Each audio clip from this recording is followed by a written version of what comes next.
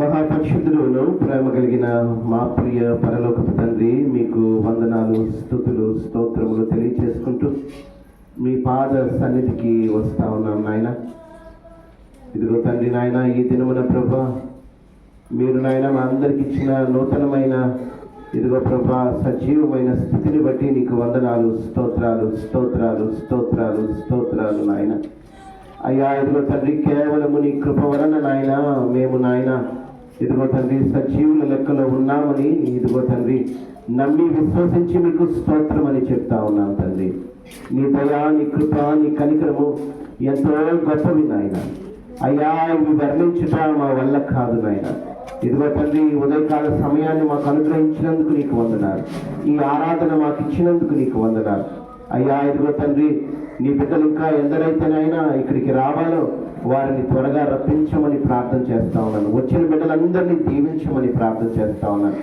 అయ్యా మా సెంటర్స్లో నాయన ఎక్కడెక్కడ ప్రార్థనలు జరుగుతూ ఉన్నాయో, ఎక్కడెక్కడ నీ నామ మహిమార్థమైన కార్యములు జరుగుతూ ఉన్నాయో, ఎక్కడ నీ వాక్యము వెదజల్లబడుతూ ఉందో నాయన, ఈ సెంటర్స్ అన్నిటినీ జ్ఞాపకం చేసుకుని ప్రార్థన చేస్తా ఉన్నాం తండ్రి. ప్రతి సెంటర్ను బట్టి ప్రభా మీరు మహిమ పొందుకునండి నాయన. ఇదిగో తండ్రి, ఈ స్థలమునందు తండ్రి జరుగుతున్న ప్రార్థన మీద మీ దృష్టి ఉంచి నాయన. అయ్యా ఇదిగో మేము స్తుతిస్తూ ఉండగా, గణపరుస్తూ ఉండగా, మిమ్మల్ని ఆరాధిస్తూ ఉండగా నాయన, అయ్యా ఇదిగో తండ్రి మా స్తుతుల పైన మీరు ఆశీనులై ఉండండి. అయ్యా వాక్యము ద్వారా నాతో మాతో మాట్లాడండి.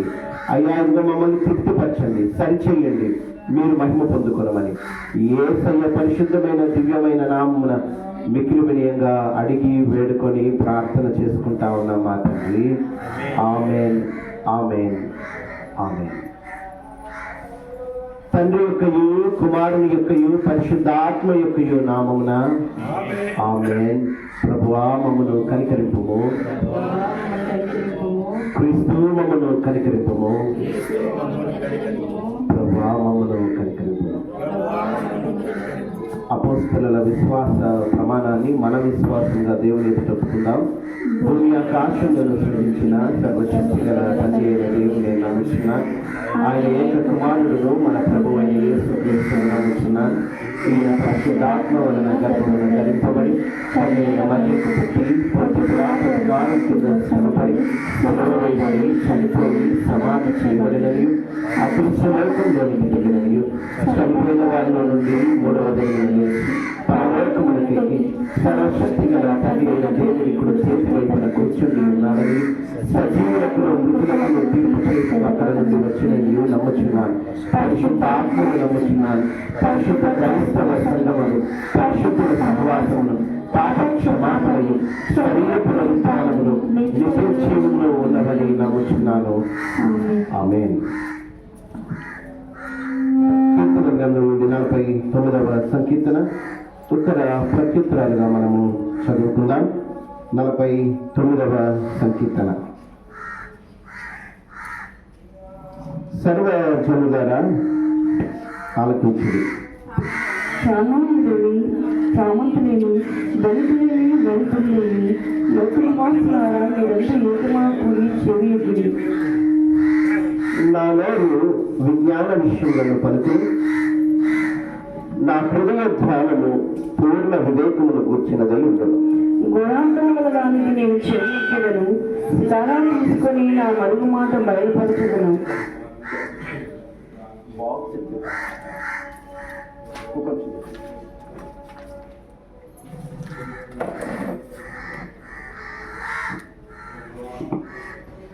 నా కొరకు పొంచి వారి దోష కృత్యములు నన్ను చుట్టుకొనినప్పుడు ఆపత్కాలంలో నేనేలా భయపడవలను? తమ ఆస్తియే ప్రాపకమని తమ ఘన విస్తారతను బట్టి పొగుడుకున్న వారికి నేనేలా భయపడవలను? ఎవడును ఏ విధము చేతనేను తన సహోదరుని విమోచింపలేడు. వారు కులించుడక నిత్యము బ్రతికినట్లు వారి నిమిత్తము దేవుని సన్నిధిని ప్రాయశ్చిత్తము చేయగలవాడు ఎవడూ లేడు. వారి ప్రాణ విమోచన ధనము బహు గొప్పది, అది ఎన్నటికీ తీరక అట్లుండవలసినదే. జ్ఞానం చనిపోవడం సంగతి అతనికి కనబడకపోదు, మూర్ఖులను పశుప్రాయం ఏకముగా నశించును. వారు తమ ఆస్తిని ఇతరులకు విడిచిపెట్టుదు, తమ ఇండ్లు నిరంతరము నిలిచిననియు తమ నివాసములు తరతరములకు ఉండుననియు వారు అనుకుందరు. తమ భూములకు తమ పేర్లు పెట్టుదురు. గౌరవించిన వాడైన మనుషుడు విలువజాలడు, వారు నశించి మృగములను పోలినవాడు. స్వాతిశయ పూర్వులకును వారి నోటి మాటను బట్టి వారి ననుసరించే వారికి ఇదే గతి. వారు పాతాళంలో ముందుగా పరచబడరు, మరణము వారికి కాపులేయుడు. ఉదయమున యథార్థముతో వారిని ఎదురు, వారి స్వరూపములు నివాసములైనవై పాతాళంలో క్షయమైపోవును. దేవుడు నన్ను చేర్చుకొను, పాతాళ బలములో నుండి ఆయన నా ప్రాణమును విమోచించను. ఒకరు ధన సంపన్నులైనప్పుడు వారి ఇంటిగా విస్తరించినప్పుడు భయపడకము. వాడు చనిపోయినప్పుడు ఏమియు కొనిపోడు, వాని ఘనత వాని వెంట దిగదు. నీకు నీవే మేలు చేసుకుంటేవని మనుషులు నేను స్థితించినను, తన జీవితకాలం నుండి నొకరు తను పోగొట్టుకును. అతడు తన పితరుల తరమునకు చేరవలెను, వారు మరి ఎన్నడూను వెలుగు చూడరు. ఘనత నుండి బుద్ధిహీనులైన వారు నశించు జంతువులను పోలియున్నారు. కుమారునికి పరిశుద్ధాత్మకు ఆదియందు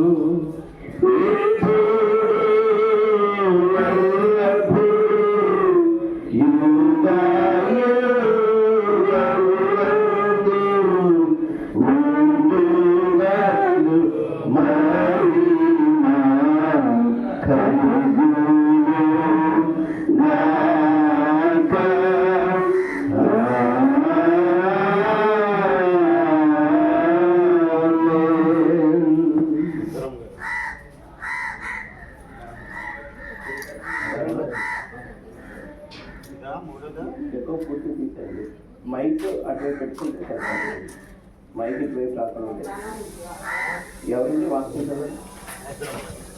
నేటి దినం కొరకు ఏర్పాటు చేయబడిన లేఖన భాగము అపోస్తలుడైన పౌలు గారు రోమీయులకు రాసిన పత్రిక 5వ అధ్యాయము 1 నుండి 11 వచనాలు వచనమ్మ గారు చదివి వినిపిస్తారు. రోమీయులకు రాసిన పత్రిక 5వ అధ్యాయము 1వ వచనం నుండి 11వ వచనం వరకు.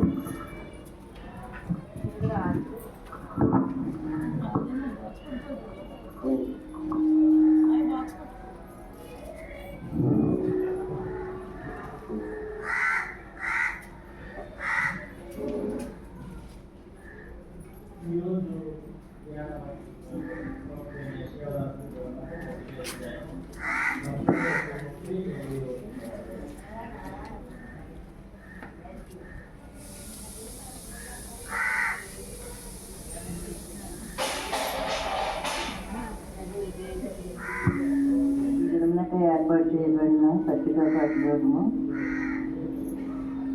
రోమపత్రిక 5వ అధ్యాయము 1 నుంచి 10. కాబట్టి విశ్వాస మూలమున మనము నీతిమంతులముగా తీర్చబడి మన ప్రభువైన యేసుక్రీస్తు ద్వారా దేవునితో సమాధానమును కలిగి ఉందము. మరియు ఆయన ద్వారా మనము విశ్వాసం వలన ఈ కృపయందు ప్రవేశం గలవారమై అందులో నిలిచి ఉండి దేవుని మహిమను కూర్చున్న నిరీక్షణను బట్టి అతిశయిస్తున్నాము. అంతేకాదు శ్రమ ఓర్పును, ఓర్పు పరీక్షను, పరీక్ష నిరీక్షణను కలుగుతాయనని ఎరిగి శ్రమల యందును అతిశయపడదుము. ఎందుకనగా ఈ నిరీక్షణ మనలను సిగ్గుపరచదు. మనకు అనుగ్రహింపబడిన పరిశుద్ధాత్మ ద్వారా దేవుని ప్రేమ మన హృదయములలో కుమ్మరింపబడి ఉన్నది. ఏలయనగా మనం ఇంకా బలహీనమై ఉండగా క్రీస్తు యుక్తకాలమున భక్తిహీనుల కొరకు చనిపోయాను. నీతిమంతుని కొరకు సైతము ఒకడు చనిపోవుట అరుదు. మంచివాని కొరకు ఎవడైనా ఒకవేళ తెగింపవచ్చును. అయితే దేవుడు మన ఎడల తన ప్రేమను వెల్లడిపరుస్తున్నాడు. ఎట్లనగా మనం ఇంకనూ పాపులమై ఉండగానే క్రీస్తు మన కొరకు చనిపోయాను. కాబట్టి ఆయన రక్తము వలన ఇప్పుడు నీతిమంతులముగా తీర్చబడి మరింత నిశ్చయంగా ఆయన ద్వారా ఉగ్రత నుండి రక్షింపబడుము. ఏలయనగా శత్రువులమై ఉండగా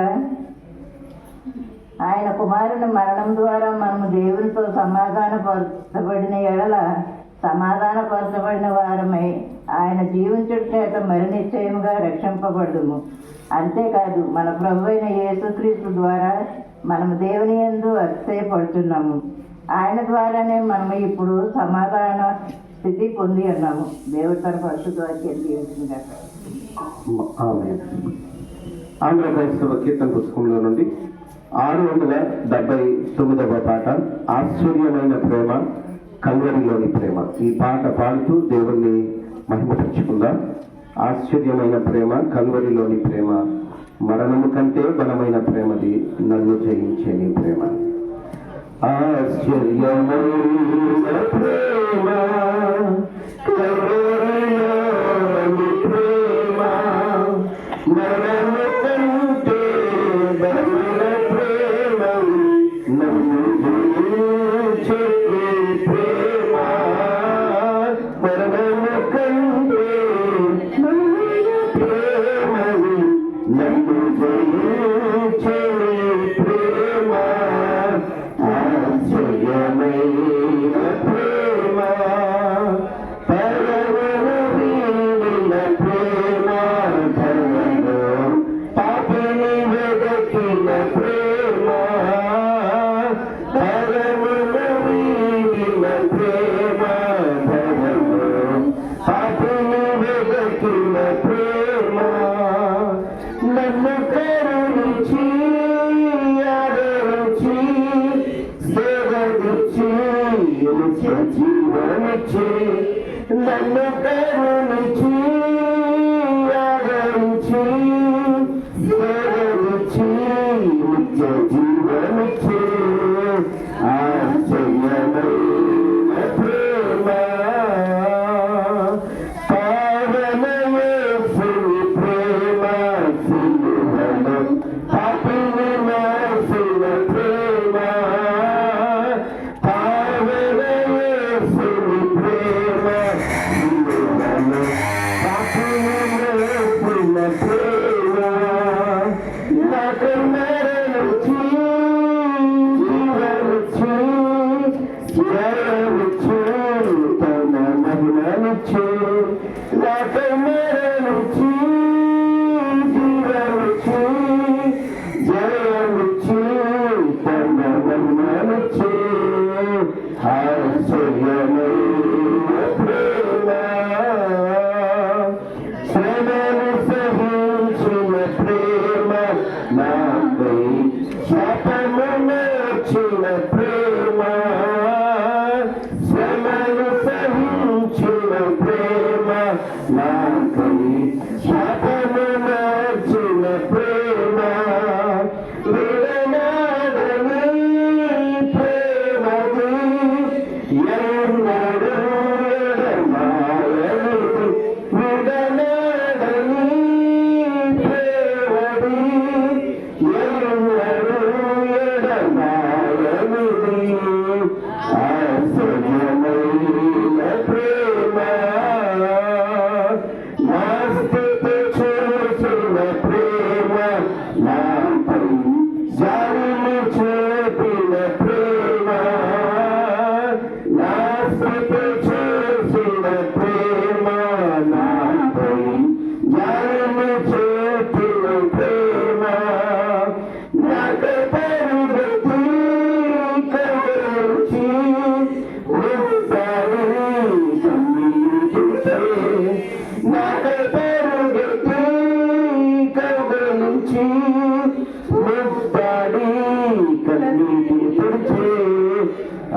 ఆశ్చర్యమైన ప్రేమ కల్వరిలోని ప్రేమ మరణము కంటే బలమైన ప్రేమది నన్ను జయించే ప్రేమ మరణము కంటే బలమైన ప్రేమది నన్ను జయించే ప్రేమ ఆశ్చర్యమైన ప్రేమ.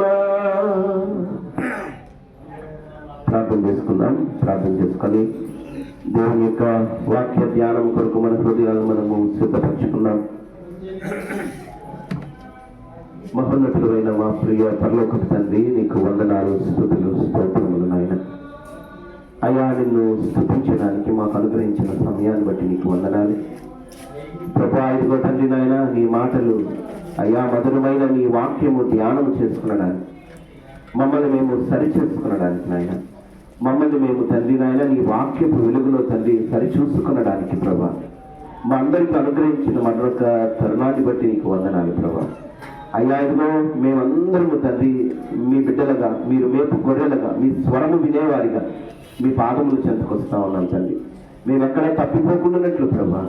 అయ్యా, ఇదిగో తండ్రి మీ ఉద్దేశాలను మేము నెరవేర్చగలిగిన బిడ్డలుగా తండ్రి మమ్మల్ని అందరినీ బలపరిచి నీ వాక్యము ద్వారా శుద్ధీకరించి మీరు మహిమ పొందుకొనమని యేసయ్య పరిశుద్ధమైన దివ్యమైన నామమున మిక్కిలి వినయంగా అడిగి వేడుకొని ప్రార్థన చేసుకుంటా ఉన్నాం మా తండ్రి. ఆమేన్, ఆమేన్, ఆమేన్. ప్రియమైన దేవుని సంగమా, ఈ దినాన మనము చదువుకున్న లేఖన భాగాలు మనకి ప్రోగ్రామ్ షీట్లో ఇవ్వబడిన లేఖన భాగాలు అందరూ చదువుకొని వచ్చారని నేను నమ్ముతా ఉన్నాను.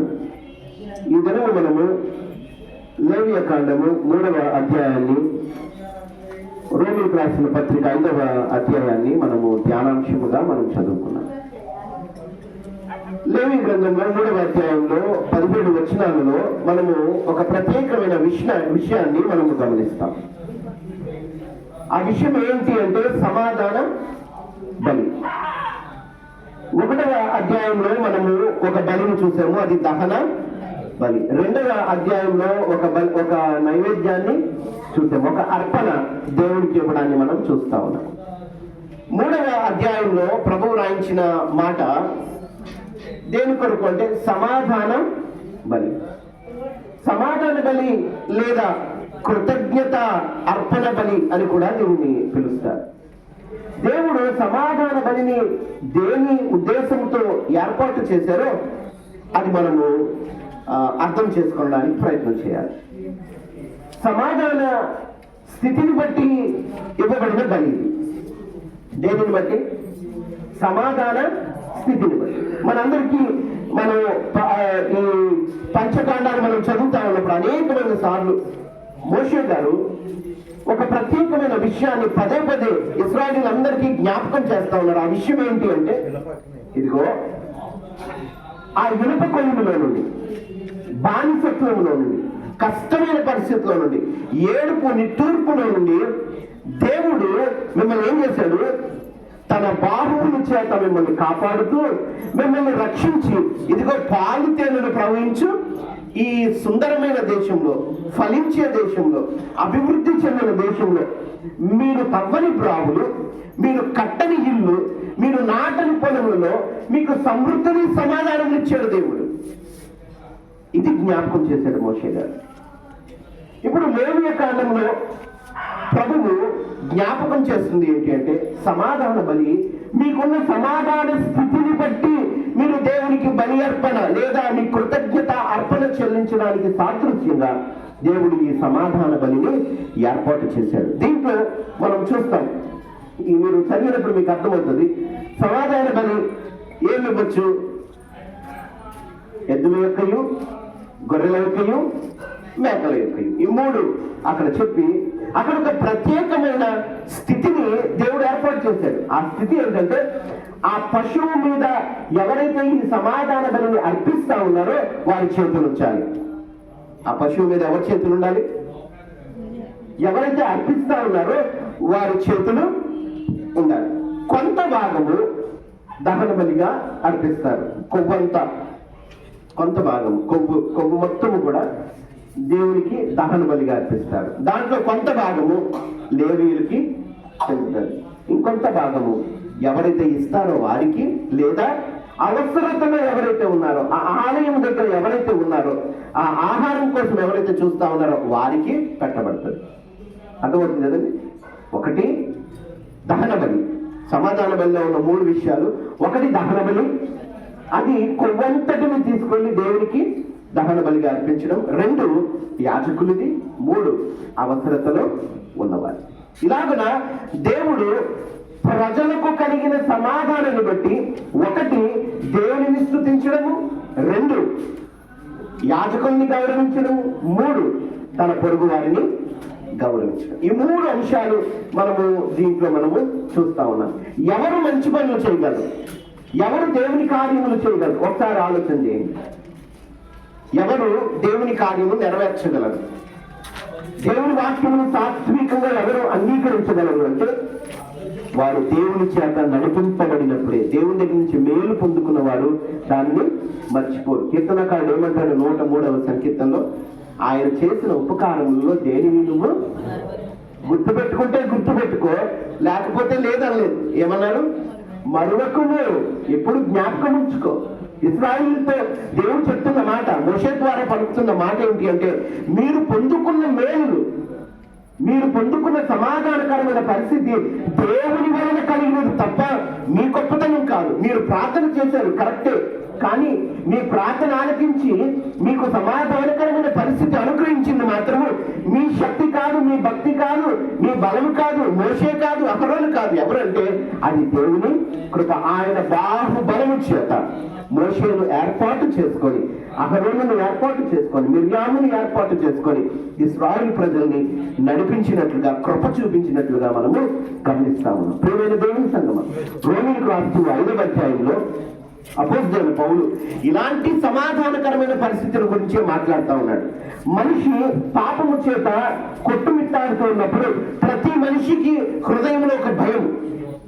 మనిషి పాపం చేసినప్పుడు ఇష్టపూర్వకంగానే చేస్తాడు, కానీ ఆ పాపం వలన అతనికి హృదయంలో ఏముంటుందంటే వేదన, భయము, దుఃఖము, అనుమానము.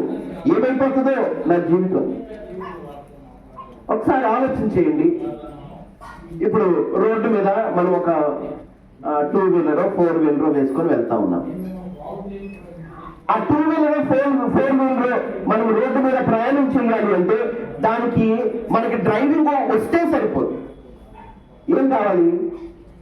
నీకు డ్రైవింగ్ వచ్చని ఒక అధికారి సర్టిఫై చేయడం కావాలి.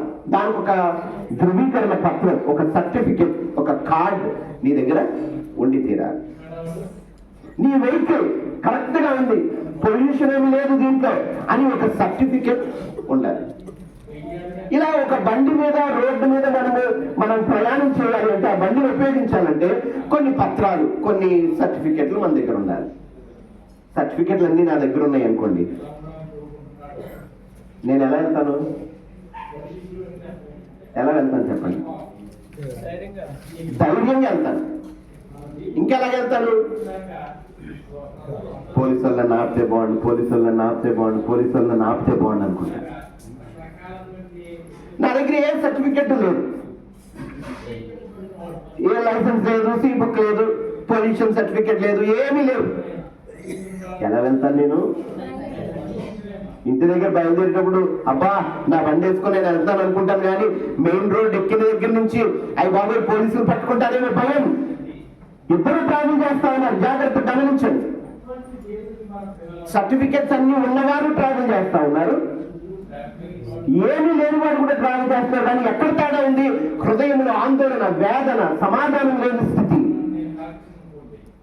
నువ్వు దేవునితో ఉంటే నిశ్చింతగా, ఏ భయం లేకుండా, ఎలాంటి కష్టం వచ్చినా, ఎలాంటి పరిస్థితి ఎదురైనా ఏం పర్వాలేదు, నా దేవుడు నాకున్నాడు, నా బలము నాకుంది, దేవుని వల్ల నేను బలముగా జీవించగలను, ధైర్యంగా జీవించగలను, సమాధానంగా జీవించగలను, దేవుడు నాకు ఆ సమాధానం ఇచ్చాడు అని ధైర్యంగా బ్రతకగలుగుతాం.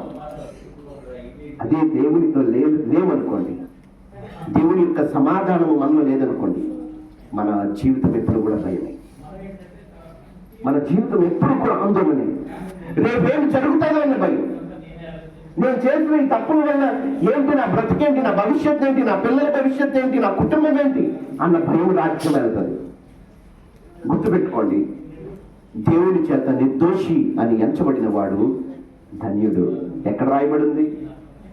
కీర్తన గ్రంథంలో చూడండి. ఒకసారి ఈ మాట చదువుకొని మనం ముందుకు కొనసాగుదాం. 32వ సంకీర్తన గ్రంథి చూడండి. సమాధానకరమైన పరిస్థితి మనకి ఎంత మంచి చేస్తుందో ఒక్కసారి మనము చదువుకొని ముందుకు వెళ్దాం. కీర్తన గ్రంథంలో 32వ సంకీర్తనలో 1వ వచనాన్ని మనం చూసినప్పుడు అక్కడ రాయబడిన మాట జాగ్రత్త గమనించండి. తన అతిక్రమములకు పరిహారం నొందినవాడు, తన పాపములకు ప్రాయశ్చిత్తము నొందినవాడు ధన్యుడు. 2 విషయాలు కీర్తనకారుడు తెలియజేస్తా ఉన్నాడు. తన అతిక్రమములకు పరిహారము నొందినవాడు, తన పాపములకు ప్రాయశ్చిత్తము నొందినవాడు ధన్యుడు. యెహోవా చేత నిర్దోషి అని ఎంచబడిన వాడు, ఆత్మలో కపటము లేనివాడు ధన్యుడు అని దేవుని వాక్యం సెలవిస్తాం. అంటే దేవుని వాక్యం దేని గురించి మాట్లాడుతూ ఉందంటే ప్రతి మనిషి పాపి, ఏమాత్రం అనుమానం లేదు. ఏమైనా అనుమానం ఉందండి? నేను పాపిని. అబద్ధుడు పౌలు ఏమంటాడు తెలుసా? నేను ప్రధాన పాపిని అంటాడు. ఎవరు? దేవుని కోసం మరణానికైనా సిద్ధపడిన పౌలు ఏమంటాడంటే నేను ప్రధాన పాపుని, పాపులందరిలో నేను ప్రధానుని. ఒకవేళ పాపులను ఎంచితే దాంట్లో ఫస్ట్ నా పేరు ఉంటుంది అన్నాడు పౌలు. మనం ఇంకెంత పాపులు మరి? ఏ భేదమును లేదు. అందరూ పాపం చేసి దేవుడు అనుగ్రహించి మహిమను పొందలేకపోతున్నారు. అందరూ పాపం చేస్తున్న వారమే. తలంపు వలన, మాట వలన, క్రియ వలన కొంతమంది కత్తి తీసుకొని ఎదుటివాడిని పొడిచేస్తే కొంతమంది మాటల చేత ఎదుటివాడిని హత్య చేస్తా ఉన్నారు. అతనిలాగా నేను వ్యభిచారం చేయటం లేదు, అతనిలాగా నేను కామంతో రగిలిపోవటం లేదు, కానీ నా ఆలోచనలు మాత్రమే చెడ్డవి అనుకున్నా. కానీ దేవుడు రెండింటినీ ఈక్వల్గా చూస్తా ఉన్నాడు. హత్య చేసిన వాడు ఎంత పాపో, నోటి మాటల చేత ఇతరులను బాధ పెట్టేవాడు కూడా అంతే పాపం. శారీరక వ్యభిచారం చేసిన వాడు ఎంత పాపో, మానసికమైన వ్యభిచారం చేసిన వాడు అంతే పాపి దేవుని దృష్టిలో. మానవుడి దృష్టిలో తప్పు కాకపోవచ్చు, కానీ దేవుడు పరిశుద్ధుడు. ఆ పరిశుద్ధ దేవుని యొక్క నియమాలు ఎంతో గొప్పగా ఉంటాయి. అవి పాటించేమా అవి మనకి మేలు. దేవుడు అంటా ఉన్నాడు తన అతిక్రమములకు పరిహారం పొందినవాడు, తన పాపములకు ప్రాయశ్చిత్తము పొందినవాడు ధన్యుడు. యెహోవా చేత నిర్దోషి అని ఎంచబడినవాడు, ఆత్మలో కపటం లేనివాడు ధన్యుడు. యెహోవా చేత నిర్దోషి అని ఎంచబడాలి అంటే మనం ముందు మన పాపములను ఒప్పుకోవాలి. సాతాను ఏం చేస్తుందంటే ఎప్పుడు కూడా నీ పాపాలు ఒప్పుకో అని అనదు. ఏమంటది? ఈ సంవత్సరం గడిచిపోని, నీకు వివాహం అయిపోని, లేదా నీకు ఉద్యోగం రాని, లేదా నువ్వు రిటైర్ అయిపోని, ఏదో ఒక వంక పెట్టి సాతాను ఏం చేస్తుందంటే నీ పాపములు, నీ బలహీనతలు దేవుని దగ్గర ఒప్పుకోకుండా చేస్తుంది. మనం అనుకోవచ్చు వచ్చే సంవత్సరం నుంచి, లేదా వచ్చే నా బర్త్డే నుంచి అనుకోవచ్చు, కానీ ఆ సమయం ఎప్పుడు రానివ్వడు. కానీ దేవుని వాక్యం సెలవిస్తా ఉంది, నీ పాపాన్ని నువ్వు దేవుని దగ్గర ఒప్పుకుంటే ఆయన నమ్మదగిన వాడు, నీతిమంతుడు, ఎవరిని త్రోసివేసేవాడు కాదు. నీ బలహీనతలు, అయ్యా నాకు ఈ బలహీనత ఉంది, నాకు ఈ పాపాన్ని నేను జయించలేకపోతా ఉన్నాను, దీన్ని జయించడానికి నాకు శక్తి ఇవ్వు. అయ్యా నేను సిగరెట్లు తాగడం ఆపలేకపోతా ఉన్నాను, మందు తాగడం ఆపలేకపోతాను, అది నాకు హానికరమని తెలుసు, అయినా నేను ఆపలేకపోతా ఉన్నాను, నాకు సహాయం చేయి. నేను ఇతరుల పట్ల చెడ్డగా మాట్లాడటం నేను మానలేకపోతున్నాను, నాకు సహాయం చేయి. నీ పాపము, నీ బలహీనత నీలో నుంచి పోవాలంటే అది నీకై నువ్వు తీసివేసుకోలేవు. కాబట్టి దేవుడు అంటా ఉన్నాడు, నన్ను అడుగయ్యా. ఏమంటా ఉన్నాడు దేవుడు? నువ్వు జయించలేవు, అపవాదిని నువ్వు జయించలేవు, కానీ అపవాదిని జయించిన వాడు, అపవాది యొక్క తలను చితక కొట్టిన వాడు మన దేవుడై ఉన్నాడు, మన సమాధానకర్త అయి ఉన్నాడు. ఆయన అంటా ఉన్నాడు ఏమనంటే నేను సహాయం చేస్తాను, నీ బలహీనతలన్నిటినీ నేను తీసివేయగల శక్తి కలిగిన దేవుడు, అధికారము కలిగిన దేవుడు. అందుకే పౌలు ఈ దినాన రోమిలకు రాసిన పత్రికలో 5వ అధ్యాయంలో 1-2 వచనాలు మనం చదివినప్పుడు అక్కడ చూడండి, చక్కగా దేవుని ప్రేమను వివరిస్తూ, దేవుని గొప్పతనాన్ని వివరిస్తూ పౌలు రోమిలకు రాస్తూ 5వ అధ్యాయంలో 1వ వచనాన్ని మనం చూస్తే అక్కడ రాయబడిన మాట చదువుతారమ్మా ఎవరైనా? కాబట్టి విశ్వాస మూలమున మనము నీతిమంతులముగా తీర్చబడి మన ప్రభువైన యేసు క్రీస్తు ద్వారా దేవునితో సమాధానము కలిగి ఉండుము. చూడండి, 2 విషయాలు ప్రాముఖ్యంగా అక్కడ రాయబడింది. ఒకటి, విశ్వాసము వలన. చూడండి ఏమని రాయబడింది? విశ్వాసము అనే మాట ఇక్కడ రాయబడింది. 2, నీతిమంతులు అనే మాట రాయబడింది. ఇప్పుడు నీ సొంత శక్తి చేత, నీ సొంత బలము చేత కాదంట మనము నీతిమంతులుగా మార్చబడింది. ఎవరి వలనంట? విశ్వాసము. ఏ విశ్వాసము? యేసు ప్రభువు నా పాపములు, మన అందరి పాపముల కొరకు మనకు పడవలసిన శిక్ష ఆయన అనుభవించి శిలువ మీద నా కొరకు. ఎవరి కొరకు? మనం అనుకోవాలి. ఎవరి కొరకు అండి? అందరూ చెప్తాం. ఎవరి కొరకు యేసు ప్రభు శిలువ మీద మరణం చెందింది? నా కొరకు. చెప్పట్లేదు కొంతమంది. ఎవరి కొరకు? నా కొరకు. యేసు ప్రభు మరణించింది సర్వలోకము కొరకు, కానీ ప్రత్యేకంగా నీ కొరకు. నువ్వు వ్యక్తిగతంగా అది ఆలోచన చేసుకోవాలి, నమ్మాలి. నీ పాపములు క్షమింపబడాలంటే నీ యేసయ్య నీ కొరకు కూడా సిలువెక్కాడు ఒక్క మారే. ఆ విశ్వాసం, నా కొరకు ఆయన ఆ సిలువెక్కాడని నువ్వు నమ్మితే నీకు క్షమాపణ. అందరి కొరకు సిలువెక్కాడని, నా కొరకే ఎక్కాడండి, అయితే నీకు క్షమాపణ లేదు. అయితే నీ పాపానికి నీకు క్షమాపణ, నీకు ధన్యత లేదు. వ్యక్తిగతంగా విశ్వాసం ఉన్నది నీ కుటుంబానికి, నీ ఆలయానికి, నీ గుంపుకి, నీ ఊరికి, నీ దేశానికి సంబంధించింది కాదు. విశ్వాసం అన్నది కంప్లీట్ గా 100% నీ సొంత విషయము. నువ్వు నమ్మాలి. నీ కొరకు యేసయ్య మరణించాడని నువ్వు నమ్మాలి. అప్పుడు విశ్వాసము ద్వారా నువ్వు, నేను వ్యక్తిగతంగా నీతిమంతులుగా మార్చబడతాం. 2వ వచనాన్ని చూడండి, అక్కడ రాయబడిన మాట జాగ్రత్తగా గమనించండి.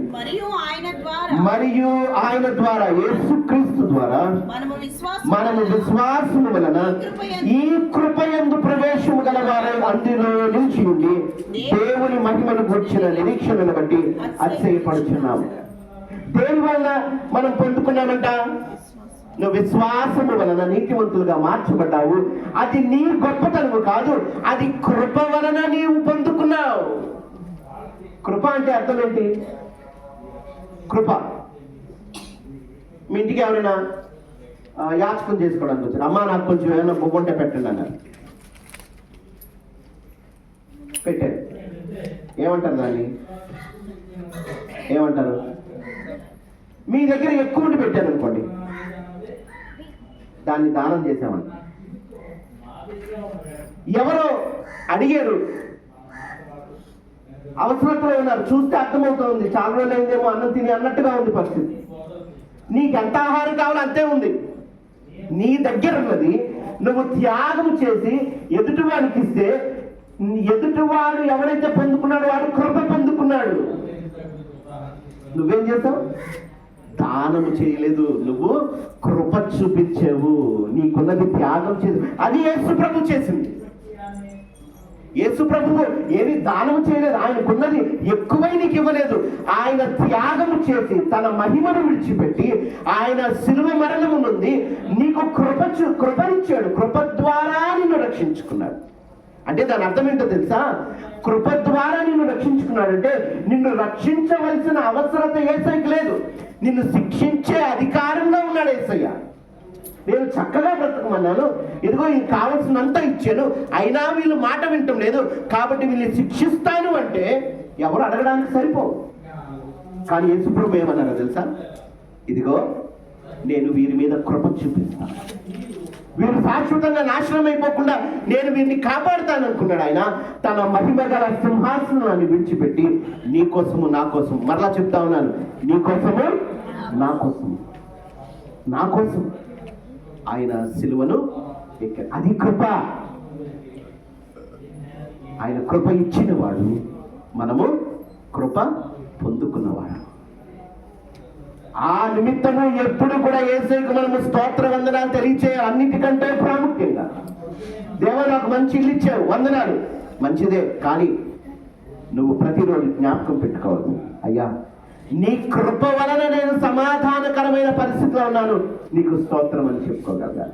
ప్రియమైన దేవుని సంగమ 7వ వచనానికి రండి. 7వ వచనంలో దేవుని కృప ఎంత గొప్పదంటే, మనం మంచోళ్ళమని మనల్ని ఎన్నుకోలేదట. చూడండి 7వ వచనాన్ని చదివినప్పుడు మనకు అర్థమవుతుంది. నీతిమంతుని కొరకు సహితము ఒకడు చనిపోవుట అరుదు. నేను చాలా మంచోడిని అనుకోండి, నేను చాలా మంచోడిని, ఎంత మంచోడినో ఎవరు వర్ణించలేరు, అంత మంచోడిని అనుకోండి. ఏదైనా అవసరమైతే నా భార్య నా కోసం చనిపోద్దండి, నా ఫ్రెండ్ ఎవరైనా నా కోసం చనిపోతారా, నా తల్లి నా తండ్రి లేదా నా బిడ్డ నా కోసం చనిపోతారా? ఎవరు చనిపోరు. అయ్యో నీకు కష్టం వచ్చిందా, నీకు వేదన వచ్చిందా, ఏదైనా సహాయం చేయగలమా, లేదా ఏదైనా నేను ఆదుకోగలమా అని ఆలోచిస్తారే తప్ప, ఇదిగో నా ప్రాణం ఇస్తే నీ ప్రాణం నిలుస్తుందంటే ఎవరైనా చేయగలరా? ఎవరు చేయరు. నేను చేయను. ఇదిగో పలానా సహాయం, నీ 2 కిడ్నీలు ఇస్తే ఆ వ్యక్తి బ్రతుకుతాడు, నీ బెస్ట్ ఫ్రెండ్ లేకపోతే నీ భార్య, నీ తండ్రి, నీ తల్లి అంటే నేను చేస్తానా? నేను మరణిస్తాను అంటే దేనికి నేను సాహసము చెయ్యను. మంచివారి ఎడలే మనం కృప చూపించలేని స్థితిలో ఉంటాం. ఎందుకంటే మానవులము, మనకున్న పరిధులు మనకు మించిన సహాయం మనము చేయలేము. 7వ వచనంలో చెప్పబడుతున్న మాట అదే, జాగ్రత్త గమనించండి. 7వ వచనంలో ఏమని చెప్పబడతా ఉంది? నీతిమంతుల కొరకు సైతము ఒకడు చనిపోవడం అరుదు. మంచివాని కొరకు ఎవడైనా ఒకవేళ చనిపోవ తెగించవచ్చును. అయితే దేవుడు మన ఎడల తన ప్రేమను వెల్లడిపరచుచున్నాడు. ఎట్లనగా మనమింకను పాపులమై ఉండగానే క్రీస్తు మన కొరకు చనిపోయాడు. మనలో ఏ మంచి లేదు, అయినా సరే ఇంకా నువ్వు పాపులమై ఉండగా యేసు ప్రభు మన కొరకు చనిపోయాడు. దానికి మనం ఎప్పుడు స్తోత్ర వందనాలు దేవునికి తెలియచేసుకోవాలి. మనం ఎప్పటికీ రుణస్థలమే, తీర్చలేము. మన ప్రాణాన్ని మనం పెట్టలేం, బదులుగా ఎప్పటికీ రుణస్థలమే. అదే కృప. ఈ కృపను మనం అర్థం చేసుకోవాలి. ప్రియమైన దేవుని సంగమ 10వ వచనానికి రండి. ఇంకొక మాట, ఇంకనూ పాపులమై ఉండగా అనే మాట మాట్లాడబడింది. ఇంకనూ 10వ వచనం చూస్తే ఏమర్థమవుతుంది మీకు? ఇంకనూ శత్రువులమై ఉండగా. చదువుతాను, మైక్లో చదవండి. ఏమని రాయబడింది 10వ వచనంలో? ఏలైనగా శత్రువులమై ఉండగా ఆయన కుమారుని మరణము ద్వారా మనము దేవునితో సమాధాన పరచబడిన ఎడల సమాధాన పరపబడిన వారమై ఆయన జీవించుట చేత మరి నిశ్చయముగా రక్షింపబడదుము. ప్రియమైన దేవుని సంగమం, పాపము చేసిన ప్రతి వాడు 2 విషయాలు. 1 పాపి అయ్యాడు, 2 దేవునికి ఏమయ్యాడు? శత్రువు అయ్యాడు. కానీ యేసు ప్రభు కృప ఎంత గొప్పదంటే, ఆ శత్రుత్వంలో నుండి ఆపోజిట్ ఏంటి? శత్రుత్వానికి మిత్రు కదా, ఫ్రెండ్షిప్, మిత్రులవుతాం. ఇప్పుడు యేసు ప్రభు చేసిన త్యాగాన్ని బట్టి ఎంతగా దేవునితో తండ్రితో మనం సమాధానపరిచాడంటే, ఇప్పుడు మనం మిత్రులమయ్యాము. శత్రువులమైపోయిన వాళ్ళం ఏమైపోయాం? మిత్రులమయ్యాం. ఇది దేవుని కృప. ఈ కృపను మనం జాగ్రత్తగా కాపాడుకోవాలి, విడిచిపెట్టేయకూడదు. ఈ కృపను పోగొట్టుకోకూడదు. దేవుని వాక్యం సెలవిస్తా ఉంది, ఇంకనూ పాపులమై ఉండగా, ఇంకనూ మనము దేవునికి శత్రువులమై ఉండగా యేసు ప్రభువు మరణము చేత మనము కృప పొందుకొని సమాధాన పరచబడిన స్థితిలోకి మనము వచ్చాము. ఈ సమాధానాన్ని మనం సెలబ్రేట్ చేసుకోవాలి. లేవే కాలంలో అదే జరుగుతూ ఉంది. సమాధాన బలి అంటే ఏంటంటే, మనకున్న సమాధాన స్థితిని బట్టి దేవునికి కృతజ్ఞత అర్పణ అర్పించాలి. మనం కూడా రోజు అర్పించాలి. అదే సమాధాన బలి. ప్రభువా నా పాపములు క్షమించావయ్యా, నీకు స్తోత్రం అని చెప్తూ రోజు యేసయ్యకు వందనాలు చెప్పుకోవాలి. ప్రియమైన దేవుని సంగమం, రోమిలకు రాసిన పత్రికలోనే 3వ అధ్యాయంలో 23వ వచనంలో ఇందాక మనం జ్ఞాపకం చేసుకున్న మాట మరలా ఒకసారి చదువుదాం. 3వ అధ్యాయము 23వ వచనాన్ని చదువుదాం ఒకసారి. ఏ భేదము లేదు, జాగ్రత్త గమనించండి. ఏ భేదము లేదు, అందరూ పాపము చేసి దేవుడు అనుగ్రహించు మహిమను పొందలేకపోతున్నారు.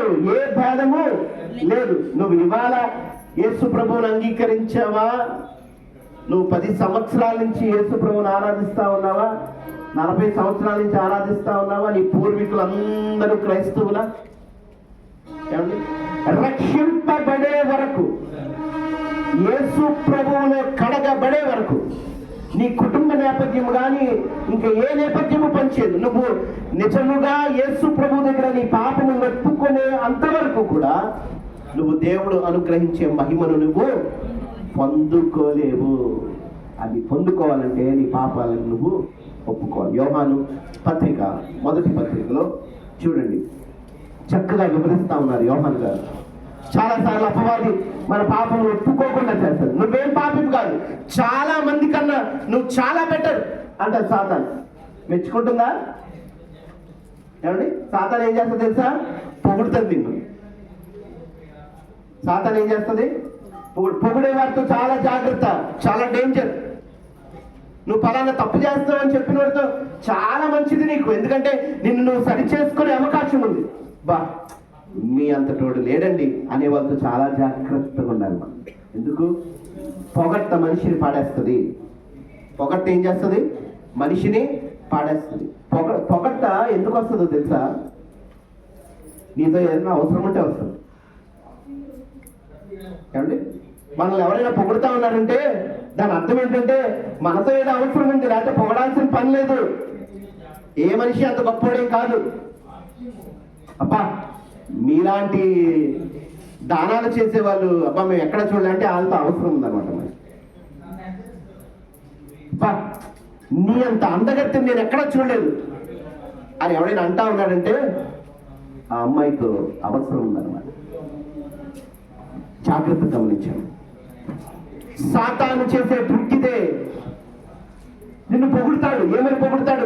నువ్వేమి వాళ్ళకిలాగా వీళ్ళకిలాగా నువ్వు పాపమేమి కాదు, వాళ్ళకిలాగా వీళ్ళకిలాగా నువ్వు తిరుగుబోతువు కాదు, వాళ్ళకిలాగా వీళ్ళకిలాగా ఇదిగో నువ్వేమి ప్రార్థన రానిదానివి కాదు, రానివాడివి కాదు, నీకు బైబిల్ జ్ఞానం చాలా ఉంది అంటాడు సాతాను.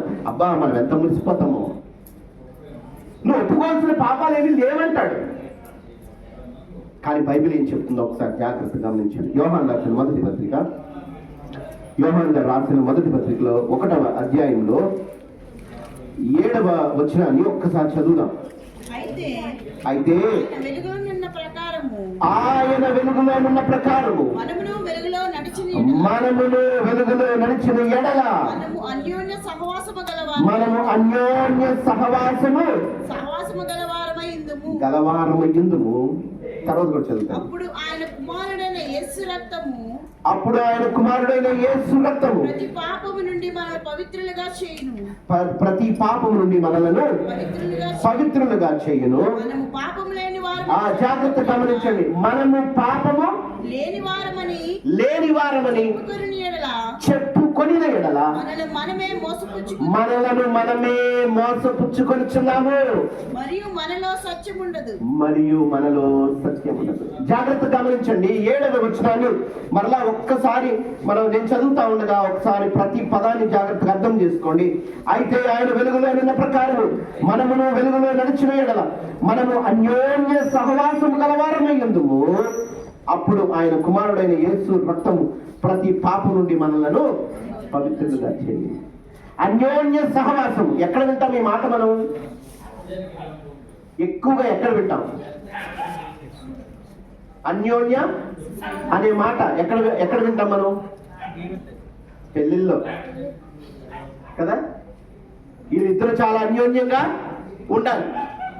భార్య వేరు భర్త వేరుగా కాదు, వారిద్దరూ ఒక్కటిగా ఉండాలి. వారి ఆలోచనలు ఒక్కటిగా ఉండాలి, వారు చేసే కార్యాలు ఒకటిగా ఉండాలి, భేదాభిప్రాయాలు రాకూడదు అని హెచ్చరికలు చేస్తూ ఉంటారు. అన్యోన్య సహవాసం ఏంటంటే ఎదుటివాడు ఏం ఆలోచిస్తా ఉన్నాడో మనం దాన్ని అర్థం చేసుకోగలగడమే అన్యోన్య సహవాసం. ఒక్కొక్కసారి నాకు ఇష్టమైనది లేదా నేను చేస్తున్న పని నా భార్యకు నచ్చకపోవచ్చు, కానీ అన్యోన్య సహవాసం ఏంటంటే అది మంచి పని అయితే ఒకవేళ నా భార్యకు ఇష్టం లేకపోయినా ఈయన మంచి చేస్తా ఉన్నాడు కాబట్టి దానిని అర్థం చేసుకునేదానికి ప్రయత్నం చేయడమే అన్యోన్య సహవాసం. అంటే ఒకరినొకరు అర్థం చేసుకోండి. ఇక్కడ రాయబడిన మాట ఏంటి అంటే మీకు దేవునికి అన్యోన్య సహవాసము మీరు కలిగి ఉండాలంటే మీ పాపములను మీరు ఒప్పుకోవాలి. అప్పుడు యేసుక్రీస్తు యొక్క రక్తము మీ ప్రతి పాపమును తుడిచివేస్తుంది అని దేవుని వాక్యం సెలవుస్తాం. ప్రియమైన దేవుని సంఘం 10వ వచనాన్ని ఆ కింద మనము చదువుతున్న వాక్య భాగంలో 10వ వచనాన్ని కూడా మనం చూద్దాం. 9వ వచనాన్ని చూద్దాం. మనము పాపము చేయలేదని చెప్పుకొని ఎడల ఆయనను అబద్ధికునిగా చేయవారు మగుదము. మనలో ఏ పాపము లేదు అంటే దేవుడు అంటా ఉన్నాడు, ఇదిగో ప్రతి వాడు పాపము చేసి దేవుడు అనుగ్రహించిన మహిమను పొందలేకపోతున్నాడని దేవుడు స్టేట్మెంట్ ఇస్తే సాతాను ఏముంటుందంటే నువ్వేమి పాపం కాదు, నువ్వేం ఒప్పుకోక్కర్లేదు అంట. నువ్వు ఎంతవరకైతే ఒప్పుకోవో అంతవరకు నీ హృదయంలో శాంతి ఉండదు, సమాధానం ఉండదు. దేవుడు అందుకే అంటా ఉన్నాడు ఒప్పుకో, నువ్వు ఒప్పుకో. నీ పాపములు ఎలాంటివైనా సరే, నీ బలహీనతలు ఎలాంటివైనా సరే వాటిని నేను బాగు చేస్తాను, వాటన్నిటిని నేను తొలగిస్తాను, మరలా నేను వాటిని జ్ఞాపకం చేసుకోను, నిన్ను నూతనమైన స్థితికి తీసుకువెళ్తాను. ఈ దినాన్ని మనం ఆలోచన చేయాలి. దేవుని మీద ఆనుకొని ఇదిగో దేవునికి విరోధంగా నేను చేస్తున్న ప్రతి పాపాన్ని నేను విడిచిపెట్టడానికి నేను ఇష్టపడుతున్నాను అనుకుంటే యేసు ప్రభు సిద్ధంగా ఉన్నాడు నీ ప్రతి పాపాన్ని తొలగించడానికి. పాపం తొలగించడమే కాదు, ఆ తొలగించిన ఆ స్థితిని ఎంత గొప్పదంటే నీ హృదయంలో సమాధానం వస్తుంది. ఎవరికి? నా పాపాలు నేను ఒప్పుకుంటే ఎవరికి సమాధానం? నాకే. నిశ్చింత వస్తుంది. మరలా జ్ఞాపకం చేస్తా ఉన్నాను, బండి మీద వెళ్తా ఉన్నప్పుడు డాక్యుమెంట్లు అన్నీ ఉంటే ఎంత హ్యాపీగా నువ్వు వెళ్ళగలవు, ఏ భయం లేకుండా. అబ్బా పోలీసులు వచ్చి నన్ను పట్టుకుంటే బాగుంది, నన్ను అడిగితే బాగుండు, ఎంత బాగుంటుంది చూడండి ఆ ఫీలింగ్ కదండి. అందరూ ఆ డాక్యుమెంట్ అబ్బా అన్ని బాగున్నాయి మీరు వెళ్ళండి, మిమ్మల్ని ఇంకెవరు ఆపక్కర్లేదు, మీ డాక్యుమెంట్స్ అన్ని బాగున్నాయంటే ఎంత గర్వంగా ఉంటుంది మనకి. తల ఎత్తుకొని వెళ్ళిపోతాం. దేవుడు అలాగ మన వ్యక్తిగత జీవితాన్ని మన క్యారెక్టర్స్ అలా ఉండాలని ఆశపడతా ఉన్నాడు. దానికి నీకు కావాల్సింది ఏంటంటే పాప క్షమాపణ, సమాధానకరమైన స్థితి. నేను నా పాపములకు ప్రాయశ్చిత్తమును అందుకున్నా, నేను ధన్యుణ్ణి అని నువ్వు నీలో తెలుసు. నీకు బయట ఎవరు నిన్ను నన్ను ఎంత మంచివాడన్నా నీ హృదయాంతరంగములలో ఇంకా ఏదైనా పాపం ఉంటే, ఒప్పుకోని పాపం ఏదైనా ఉంటే ఇదిగో నీకు తెలుసు, నాకు తెలుసు బాగా, నీకంటే నాకంటే ముందు దేవుడికి తెలుసు. అందుకే దేవుడు హెచ్చరిక చేస్తా ఉన్నాడు, మనుషులలో హృదయాలలో ఏ పాపము దాచుకోవద్దంటా ఉన్నాడు. దానివల్ల నీకు సమాధానం ఉండదని దేవుని వాక్యం సెలవిస్తాం. ప్రియమైన దేవుని సంఘం, ఎఫెసీయులకు రాసిన పత్రికలో మనం క్షమింపబడిన తరువాత మనం పొందుకున్న సమాధానమును బట్టి దేవుడు మనకు ఒక ఆజ్ఞ ఇస్తా ఉన్నాడు. ఎఫెసీయులకు రాసిన పత్రిక 4వ అధ్యాయంలో చూడండి 32వ వచనాన్ని మనం చదివితే అక్కడ ప్రభు రాయించిన మాట జాగ్రత్తగా గమనించండి. ఎఫెసీయులకు రాసిన పత్రిక 4వ అధ్యాయము 32వ వచనం చదవండి. ఒకని ఎడల ఒకడు దయగలిగి కరుణా హృదయులై క్రీస్తునందు దేవుడు మిమ్మును క్షమించిన ప్రకారము మీరును ఒకరినొకరు క్షమించుడి. చూడండి, మీరు దేవుని దగ్గర నుంచి క్షమాపణ పొందుకున్న తర్వాత ఆ సమాధానం మీలో నిలవాలి అంటే దేవుడు అంటా ఉన్నాడు మీరు కూడా ఒకరినొకరు క్షమించుకోండి. ఉచితంగా పొందుకున్నారా? డబ్బులు ఇచ్చి పొందుకున్నారా? మీరు క్షమాపణ కృప ఎలా పొందుకున్నారు? విశ్వాసము వలన మీరు నీతిమంతులుగా మార్చబడ్డారు. ఇది కృప, మీరు డబ్బులు ఇచ్చి కొనుక్కోలేదు దీన్ని. ప్రియమైన దేవుని సంగమా, మీరు కృప పొందుకున్న తర్వాత దేవుడు ఏమన్నాడు తెలుసా? మీరు కృప చూపించాలి, ఇది నియమము. మీ అవసరతలు నేను తీర్చాను, ఎవరైనా అవసరతల్లో ఉంటే మీరు తీర్చాలి కదా అంటా ఉన్నాడు దేవుడు. అప్పుడు దేవుని ప్రేమను మనము వెల్లడి చేసిన వారు అవుతాం. ఎఫెసీయులకు రాస్తూ పౌలు అదే అంటా ఉన్నాడు, మీరు కృప పొందుకున్నారు, మీ ఎడల ఎవరైనా తప్పులు పాపములు చేస్తుంటే ఇదిగో మీకు విరోధంగా ప్రవర్తించుంటే వారిని మీరు క్షమించి తీరాలంటా ఉన్నాడు. అది మనము కూడా కృప చూపించగలిగే శక్తి దేవుడు మనకి ఇస్తా ఉన్నాడు. అలాగున్న తన బిడ్డలు ఉండాలని ఆయన కోరుకుంటా ఉన్నాడు. ఒకటి నీకు విరోధంగా ఉన్నప్పుడు వాడు నీకు ఎదురైతే ఎంతగా నీ హృదయము ఆ గలిబిలి చెందుతుందో, కోపం వస్తుందో కదా. అదే నువ్వు క్షమిస్తే, అదే నువ్వు సంపూర్తిగా క్షమిస్తే, నీ శత్రువు అన్నవాడు నీకు ఎదురైనా, నిన్ను శత్రువుగా చూస్తున్నవాడు నీకు ఎదురైనా, నీ హృదయంలో సమాధానం ఉంటుంది. దాన్ని బట్టి ఎవరికి లాభం? నాకే లాభం. దేవుడు ఏది ఏర్పాటు చేసినా మనకే లాభము. దేవుడు కొవ్వు అంతటిని తినద్దన్నాడండి. ఎందుకండి? కొవ్వు కూడా తినవచ్చు కదా. లేవి కాండంలో మనం మొట్టమొదటిసారిగా చూస్తాం 3వ అధ్యాయంలో దేవుడు ఏమంటాడంటే కొవ్వును మీరు తినద్దంటాడు. ఎందుకు? మనకు మంచిది కాదు కాబట్టి. దేవుడు ఏది ఏర్పాటు చేసినా అది మానవ శ్రేయస్సు కోసమే. ప్రియమైన దేవుని సంఘం, కీర్తన గ్రంథంలో 49వ సంకీర్తనలో 15వ వచనంలో భక్తుడు ఏ విధంగా ఆలోచిస్తాడు అక్కడ రాయబడింది. 49వ అధ్యాయం ఇవాళ ఉత్తర ప్రత్యుత్తరాలుగా మనం చదువుకున్నాం. కీర్తన గ్రంథము 49వ అధ్యాయము 49వ సంకీర్తన 15వ వచనం చూస్తే, దేవుడు నన్ను చేర్చుకొనును, దేవుడు నన్ను చేర్చుకొనును, పాతాళ బలములో నుండి ఆయన నా ప్రాణమును విమోచించును, ఆయన నా ప్రాణమును విమోచించును. ఒకడు నర సంభవుడై ఉన్నప్పుడు ఒకటి దగ్గరంట ఎంత డబ్బున్నా ఏం చెయ్యలేడట.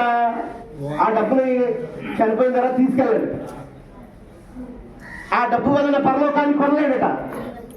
కానీ కీర్తనకారుడు ఏమన్నాడు తెలుసా? ఇదిగో పాతాళ బలం నుండి దేవుడు నన్ను రక్షిస్తాడు, నన్ను చేర్చుకుంటాడు. ఇది సమాధానకరమైన స్థితి. ఈ ధైర్యము మనందరికీ కావాలి. యెషయా గ్రంథం ఒక వాక్యాన్ని చూసుకొని మనం ముగించుకుందాం. యెషయా గ్రంథము 26వ అధ్యాయము 3వ వచనంలో చూస్తే చూడండి, ఎవరు పూర్ణమైన శాంతితో సమాధానంతో బ్రతకగలరో అక్కడ వ్రాయబడిన మాట మనం చదువుకుందాం. ఎవని మనస్సు నీ మీద ఆనుకొనునో